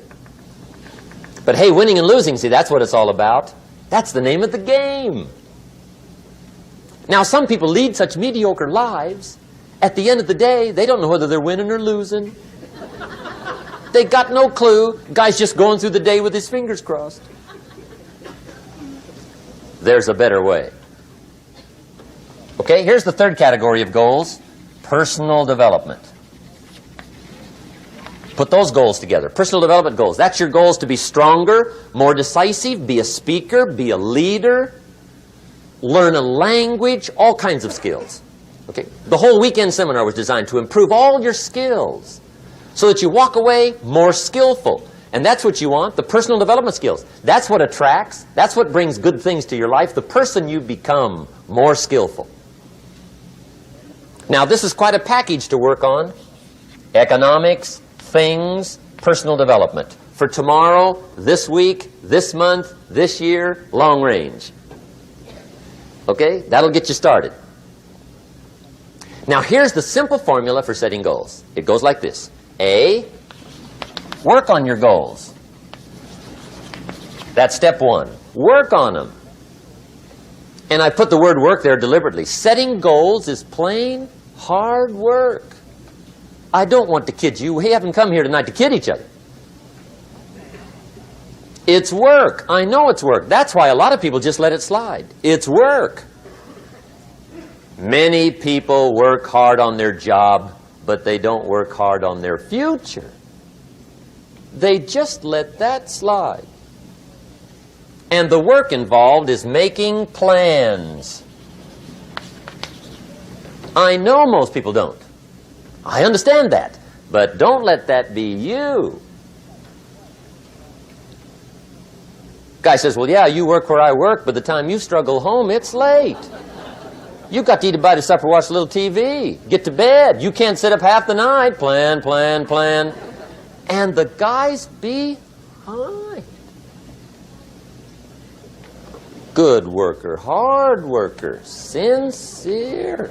But you got to be better than sincere, working hard. You got to be better than a good worker. You got to be a good planner. Somebody once wisely said, the people who fail to plan are planning to fail. Well said. So work on your goals. Here's step 2. Write your goals down. That's so important. I teach my staff around the world, put your goals in your journal. Because one of the major people you want to study is yourself. Say, here's the list of goals I put together 3 weeks ago. Here's the list of goals I put together 2 years ago. Here's some of the changes I made. Rearrangement of my priorities. I scratched these off. I put these on. I've gotten these. Study your accomplishments. Study what your desires are. Put them on paper. Write them down. Here's another reason for writing your goals down. It shows you're serious about doing better. And to do better, you got to get serious. You don't have to be grim, but you must be serious. Everybody hopes things will get better. Everybody hopes. Poor people hope. That ought to tell you something. It means the future does not get better by hope. It gets better by plan. I used to have the affliction called passive hope. It's an affliction. It's bad. Probably what's even worse than that is happy hope. Now that is really bad. That's bad. Happy hope. The guy's 50 and he's broke and he's still smiling. See, that's not good. So get serious about your goals. Put them on paper. Write them down. There's all kinds. His goals, her goals, their goals. Business goals, financial independence goals, family goals. I mean, there's so many things to work on this that if you don't get busy and work on it, sure enough, the time will pass. And sure enough, 5 years from now, you'll wind up where you don't want to be, wearing what you don't want to wear, driving what you don't want to drive, being what you don't want to be. Now's the time to fix it. Now, here's the third step to your goals. Check the size of your goals and the kinds of goals. How big they are, what kind they are, affects you. And here's one of the important phrases of the evening. Your goals are affecting you, whatever they are. Your goals affect your handshake. Your goals affect your attitude, personality. Your goals affect the way you walk, the way you talk, the way you dress. All day long, we're being affected by our goals. Now, some people have goals, but they have such lousy goals. The effect is bad. I asked a guy one time, what are your goals for this month? The guy said, look, if I could just scrape up enough money to pay these lousy bills. That was his goal.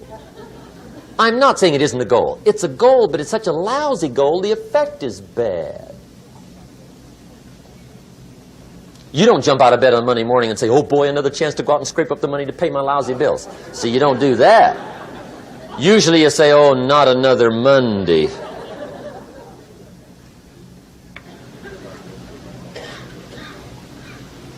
And some people have so given up on life, they have joined the thank God it's Friday club. How sad. Surely those are the same people, when life is over for them, will say, thank God it's over. Let me give you a Bible philosophy that teaches how to get whatever you want. That's the title of the next set of notes. How to get whatever you want. From the Bible. Now again, I'm an amateur when it comes to the Bible. I'm not a pro. But this I can quote, and I think that'll be sufficient. How to get whatever you want. Here's what it says if you're ready. It says, ask.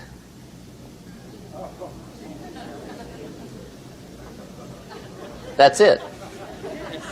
End of notes. Ask. If there's one art in life to learn extremely well, that's got to be one of them. The art of asking. What does ask mean? Ask means, what do you want? And the formula is staggering. It says ask and what? A guy ought to look into that.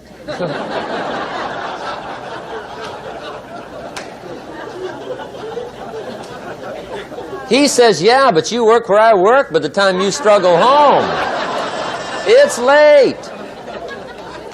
You got to eat a bite of supper, watch a little TV, get to bed. You can't sit up half the night, ask. And the guys be... See, you've got to be better than a good worker. You've got to be a good asker. Now, let me give you 3 key points on asking and receiving. This can do it. Number 1, asking is the beginning of receiving. Asking starts a unique process, mental and emotional. I don't even know how it works. All I know is it works. It's like pushing a button and all this machinery starts working. I don't know how. It just works. There's a lot of things you don't need to know how. Just work them. Some people are always studying the roots. Others are picking the fruit. I mean, it depends on what end of it you want in on. Asking is the beginning of receiving, so start the process. Here's number 2. Receiving is not the problem. Receiving is automatic. Now, if that's true, receiving is not the problem, what's the problem? Failure to ask might be one of your major problems. I don't know. Check it out. The guy says, oh, now I see it. I got up last year and hit it every day, but there's not a scrap of paper with my goals on it.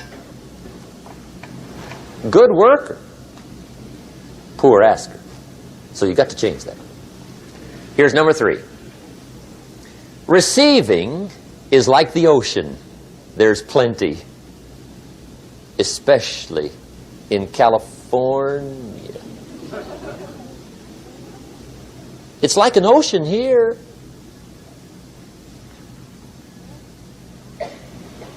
Success is not in short supply. It isn't rationed, and you stepped up to the window and it was all gone. No, no, no. It's like an ocean here. Now, if that's true, what's the problem? Well, some people go to the ocean with a teaspoon. Have you got the picture? See, what you want to do in view of the size of the ocean is trade your teaspoon for at least a bucket. And you'll look better down at the ocean. Kids won't make fun of you, right? Okay. Now, there's 2 ways to ask, and we'll wrap up goal setting. 2 ways. Here's number 1. Ask with intelligence. It didn't say ask intelligently, but I'm sure it meant that. Don't mumble. You don't get anything by mumbling. Be clear. Be specific. Intelligent asking means how wide, how high, how soon, when, what size, what color, how much. Define what you want and describe what you want. That's powerful. In the weekend seminar we teach, goals become like a magnet. They pull you that direction. And the better you describe them, the more they pull. So ask intelligently. Here's number 2. Ask with faith. That's the childish part of the equation. Believe you can get what you want like a child. Not an adult. Adults are too skeptical. So the formula really reads, make plans like an adult and believe in them like a child. And the most incredible things will happen. Just try it for 90 days. Just try it. You can always go back to the old ways. Just try it. Just 90 days, 90 days. Now, here's the last qualifying phrase on goal setting, as we promised to qualify everything. And it simply goes like this. Remember, you won't get everything you want. And we've already studied the reason for that. Simply, sometimes it hails on your crop and rains on your parade. It's that kind of planet. So you won't get everything you want, but if you will work this goal-setting formula, you can get plenty for wealth and happiness. Okay, that's goal setting. We use it around the world. We recommend it. Now, maybe it won't work as well for you as it has for me. I don't know. Maybe not. But what if it did? You got to try. Okay. Here's the last subject, the day that turns your life around. Let me just quickly give you a list of 4 emotions that can change your life in one day. Emotions are powerful. Sometimes it doesn't take much to alter your whole life direction.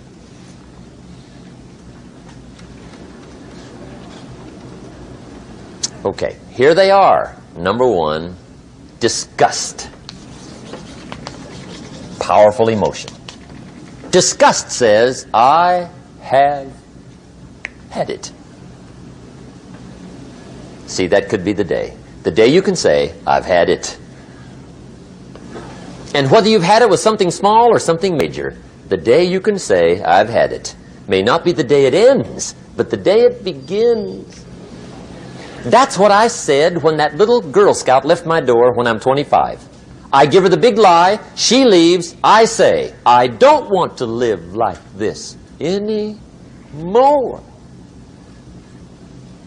I've had it with lying and being broke.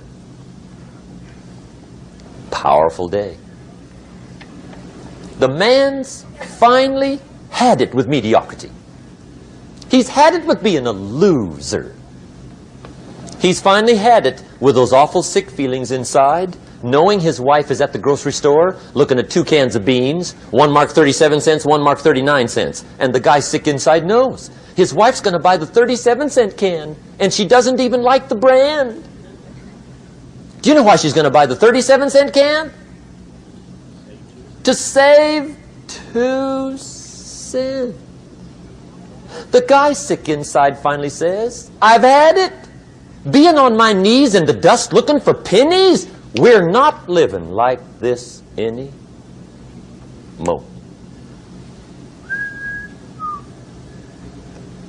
Could be the day that turns your life around. The day you can say, I've had it. He walks into his closet and rips everything in it to shreds and says, I've worn this embarrassing stuff for the last time. And not only will I never wear it again, no one else will ever wear it again. Commit an act that says, I've had it. Powerful. Here's the next one. Decision. And decision making is powerful. And it's emotional. That's those knots in the pit of your stomach, right? Waking up in the middle of the night in a cold sweat, trying to decide. We sometimes call it inner civil war. What shall I do? Well, for progress, you must decide. The best advice I can give you came from a wealthy friend of mine who said, if it's easy, do it easy. If it's hard, do it hard. Just get it done. If you went home tonight and in the next few days cleaned up a whole list of decisions, that might furnish enough inspiration for the next 10 years. I found this out many times after you've decided. Getting on with it is easier than deciding. Sometimes decision is the toughest part. Here's the next emotion, desire, wanting to bad enough. And I don't know how to tell you to want to. That's something you've got to come up with. There's 2 things I know about desire. Number 1, it comes from inside, not outside. You don't send off for it. Number 2, I know desire can be triggered by something. Who knows what it might be? Sometimes desire waits and sleeps for something to happen. Maybe it's a book, maybe it's a song, maybe it's a sermon, maybe it's a lecture, a seminar, maybe it's the conversation of a friend, a happening, an event. Who knows? The best advice I can give you is what I give my staff. It goes like this: welcome every human experience. You never know which one is going to turn it all on. Even the bad experiences. Sometimes from the bitterest experience comes the greatest awakening. So let down the barriers, take down the walls. The same wall that keeps out disappointment keeps out happiness. Let life touch you. Don't let it kill you, but let it touch you. Here's the last one. This one's powerful. Resolve. Resolve says, I will. Two of the most powerful words in the language. I will. Benjamin Disraeli once said, nothing can resist a human will that will stake even its existence on the extent of its purpose. Shortly put, I'll do it or die. See, that's powerful. That could be the day that turns your life around. The world has a strange way of stepping aside when somebody says, I'll do it or die. The man says, I will climb the mountain. They've told me it's too high, it's too far, it's too rocky, it's too difficult, it's never been done before, but it's my mountain, I will climb it. Pretty soon you'll see me waving from the top. Or dead on the side, because I ain't coming back.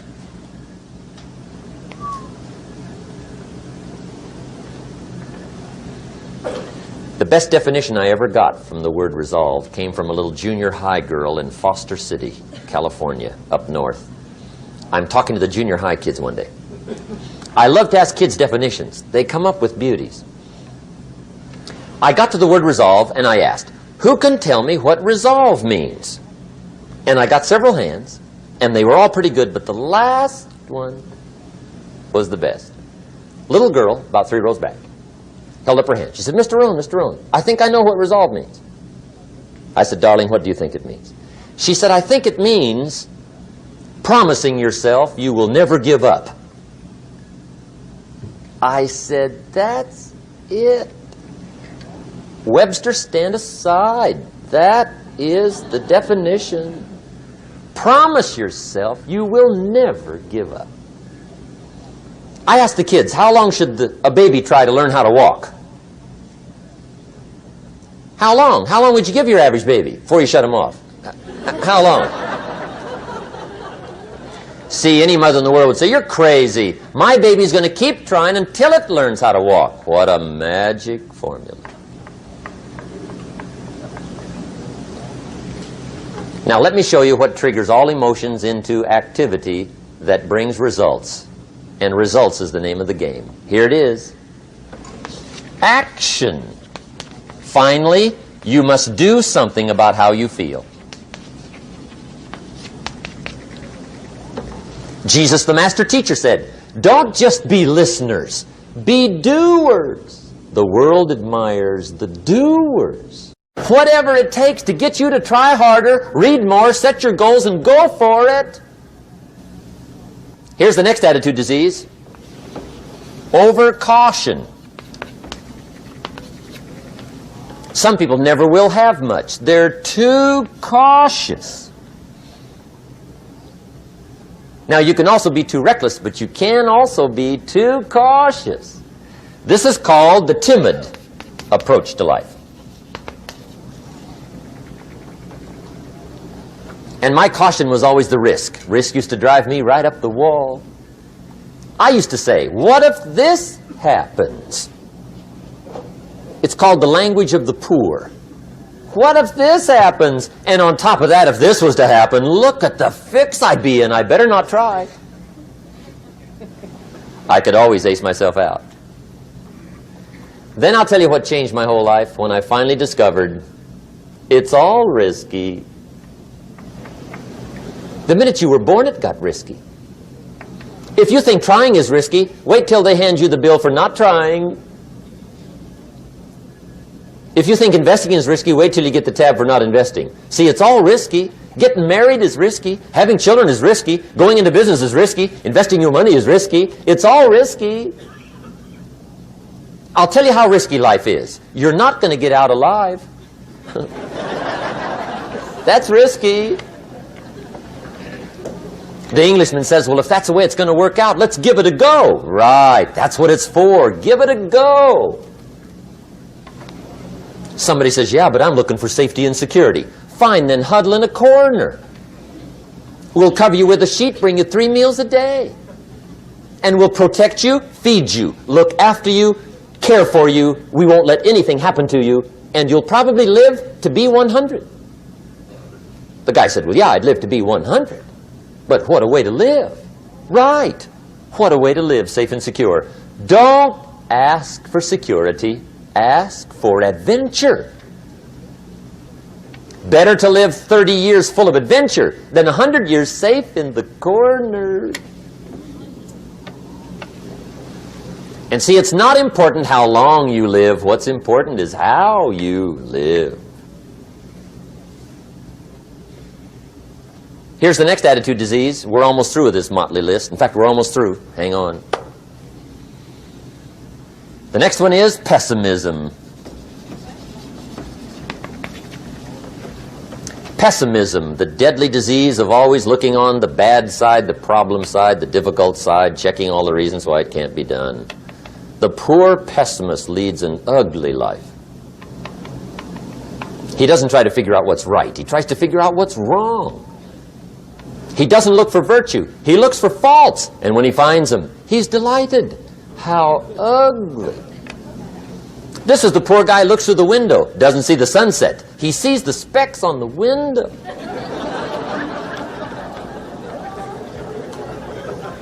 And this is the poor guy, right, who rushes up, takes such leave of his senses. This guy rushes up and he says, I've got 5 good reasons why it won't work. He's so dumb he doesn't know all he needs 1. He's got 5.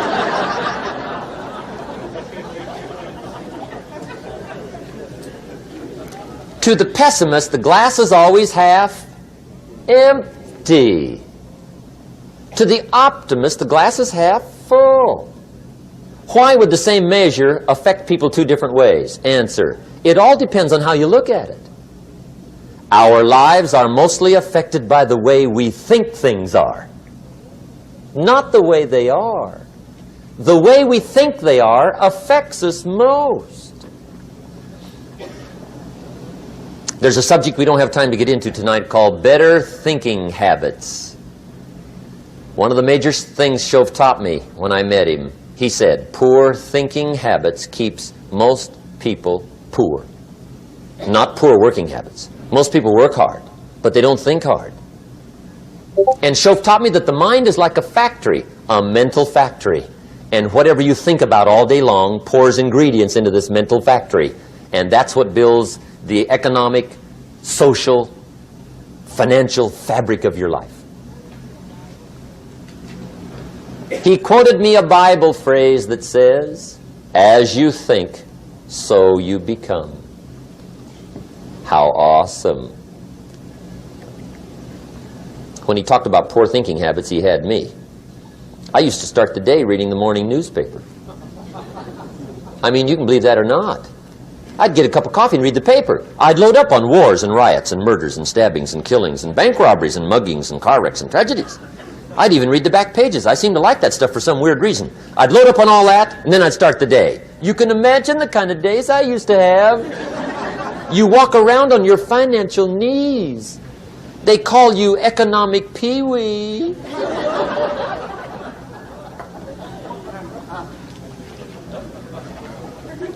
The guy says, I want to be a great leader. Wonderful. The first thing we do is follow him to his house. When we get there, we walk in and check his library, number 1.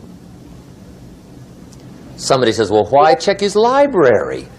The reason is because what a man reads pours massive ingredients into his mental factory, and the fabric of his life is built from those ingredients. You would not believe what some people have got in their house to read. You would not believe. One of the best dressed up words I know for a lot of it is trash. Can you imagine dumping a barrel of trash into this mental factory every day and coming out with a rich, dynamic, positive life? It can't be done. You might as well try making a cake with cement. The kids back in Danbury, Connecticut, high school, they're asking me questions one day. I'm talking to the kids. Kids got good questions these days. One of them said to me, Mr. Rohn, how do you build the good life? I said, it's simple. It's not easy, but it's simple. Here's how you build anything. Select the right ingredients, keep out the wrong ingredients, and it starts with thought. Everything starts with thought. So you must be wise and careful what you think about, because that starts everything. You got to be wise and careful. I asked the kids, what would happen if somebody dropped sugar in my coffee? They said, well, you'd be okay. I said, what if somebody dropped strychnine in my coffee? They said, well, you'd be dead. I said, correct. Lesson 1. Life is both sugar and strychnine. You gotta be careful. I said, what if my worst enemy drops in the sugar? They said, will you be okay? I said, what if my best friend, even by accident, drops in the strychnine? They said, well, you'd be dead. I said, correct. Lesson 2, watch your coffee.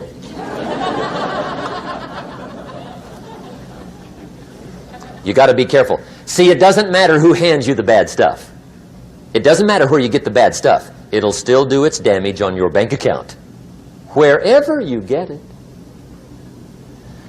Mr. Schoaf gave me one of the greatest phrases when I first met him when he said, Jim, every day stand guard at the door of your mind. How important. Stand guard at the door of your mind. And you decide what goes into your mental factory. Don't let anybody just dump anything they want to in your mental factory, because you've got to live with the results. Okay, here's the last disease, and we're through with this list. In fact, we're almost through. Hang on. The last subject is very brief. The last disease, but this one is deadly. Engage in this one, indulge in it even slightly, and you might as well forget the future, because it's going to forget you. Complaining, crying, whining, griping, a Bible word called murmuring. See, that'll ace your future. Spend 5 minutes complaining, and you have wasted 5. And you may have begun what's known as economic cancer of the bone. Surely they will soon haul you off into a financial desert and there let you choke on the dust of your own regret.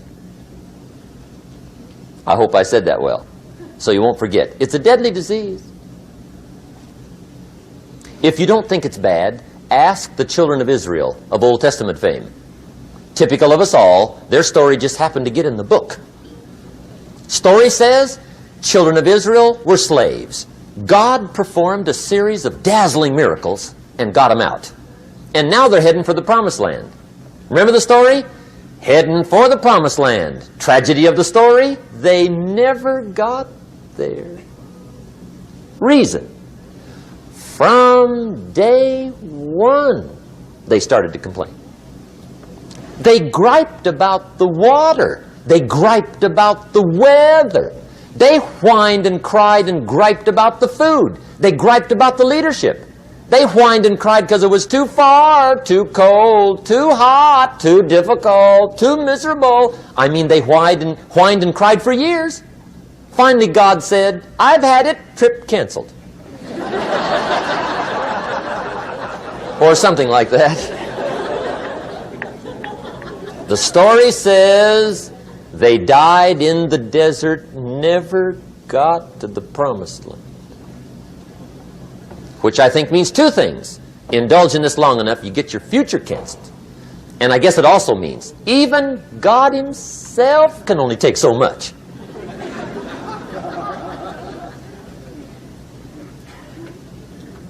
Okay. Just be on the lookout of the things that can destroy all the good you start. The war is on. And this evening, tomorrow, mentally, personally, socially, economically, you got to make sure you're winning the war. And this is part of it.